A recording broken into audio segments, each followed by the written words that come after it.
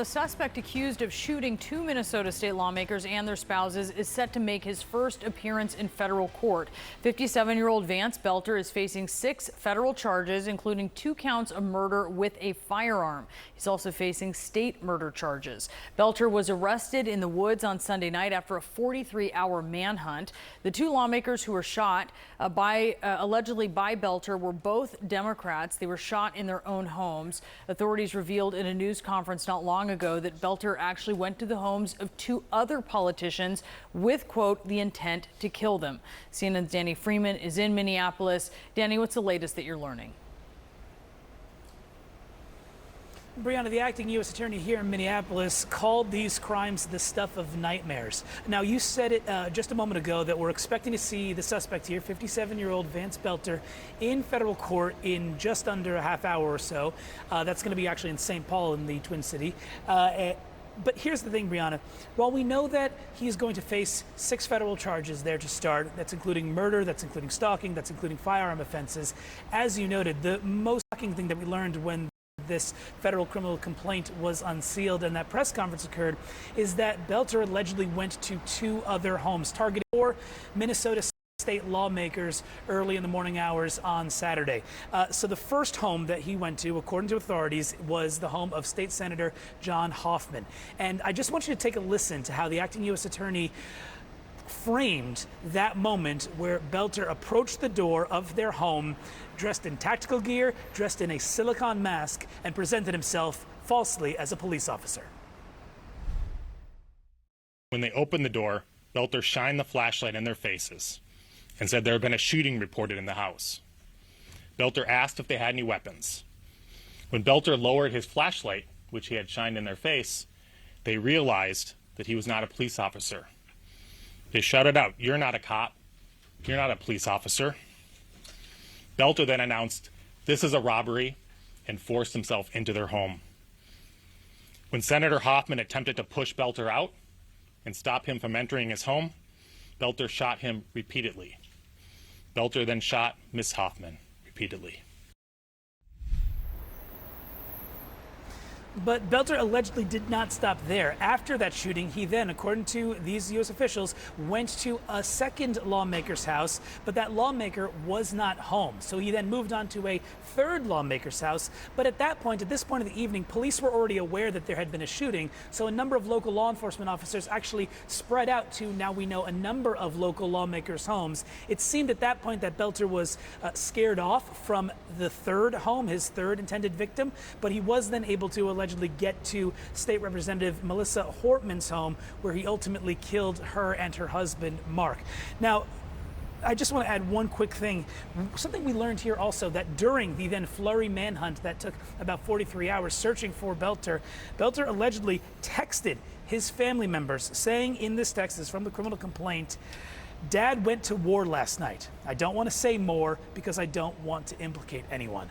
Again, so many frightening details here about this story. Again, that court appearance coming within the hour. Brianna? Oh, Danny Freeman, thank you so much for that report. Boris? We're joined now by CNN law enforcement analyst Jonathan Wackrow. Jonathan, thanks for being with us. Stepping back, I wonder what kind of security, if any, do state officials and their spouses typically have?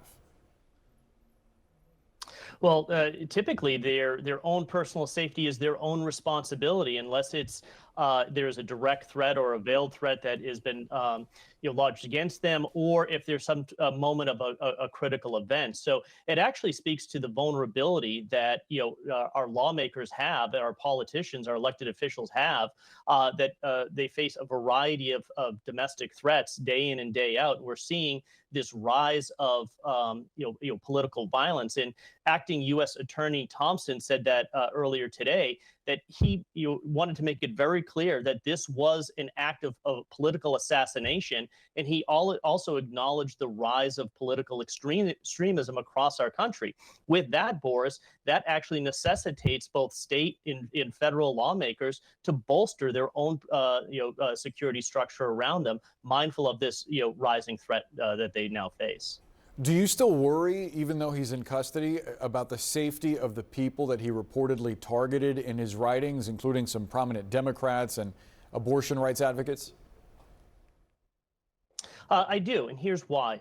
This was not an impulsive, crime. This was very well thought out. It was ideologically driven, and because of that, my fear is that someone else will pick up the mantle and try to continue on whatever mission that he was trying to, or goal that he was trying to attain. So again, while this individual is in custody, lawmakers are trying to work very quickly, and we heard that during this press conference that they were hesitant to say whether or not anyone else was involved. Why? Because there's an ongoing investigation, but they need to quickly assess whether or not this individual was working in conjunction with people to support his actions, or is this part of a broader ideological group that he is part of that he just launched this attack on behalf of. So again, lawmakers are at risk every single day, and I do worry about copycat attacks or repeat attacks. We have seen acts of political violence on the rise across the United States, so this is a big concern right now.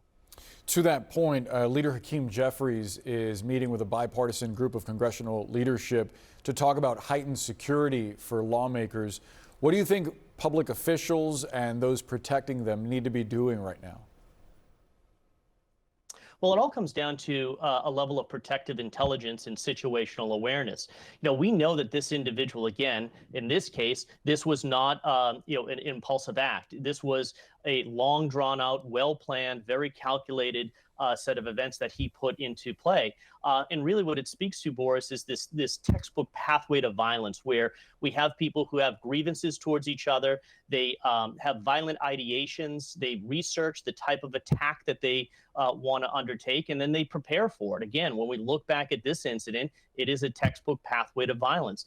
Mindful of that, lawmakers, working with local, state, and federal law enforcement officials need to understand how do they pick up on the early warning behavioral anomalies of individuals, whether they're veiled threats or direct threats against them, and put the appropriate control measures in place. It's not an easy task. It is not without cost, but we know what the ultimate cost is when our lawmakers lose their lives. So this is a necessity right now to bolster the personal security of our elected officials, both at their offices as well as at their personal residences, because we see the consequences in the order of consequences that could happen.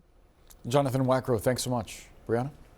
Let's get some legal perspective now. We have Harry Litman with us. He's a former U.S. attorney and former deputy assistant attorney general. He's now host of Talking Feds podcast. Harry, what did you think of these federal charges, and are you expecting more to be added or the death penalty ultimately to be sought here? That's the big question with the feds, Brianna. They can bring the death penalty. The acting U.S. attorney says it's premature. I do expect them. We know that Trump himself has exhorted the DOJ to bring them. We know he said here, we want to prosecute to the fullest extent of the law. And we know Minnesota cannot bring death penalty charges. The early charges on both the Fed side and the state side were simply to be able to hold him and quickly. I think Minnesota will bring a first-degree murder charge as well because they'll find premeditation, but that didn't have to happen yet, and it doesn't carry the death penalty under Minnesota law. The big question to me, Brianna, typically feds and state authorities investigate this together, and you would expect the states to have the first kind of try at the defendant, and because it was such a state crime on the ground. But we know that Trump took the occasion to actually call Governor Walz grossly incompetent and terrible, and it may well be that his DOJ is going to try to grab it and take it first and go for the death penalty, and that could make things tricky in terms of coordination going forward. What are you looking for in these court hearings today?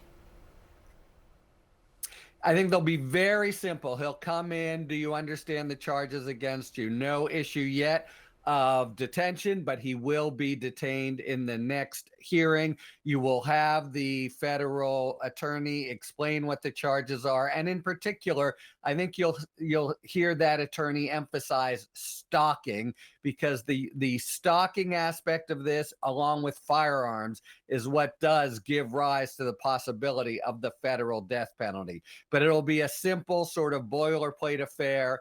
Here he is. Here are the charges. See you soon for a detention hearing.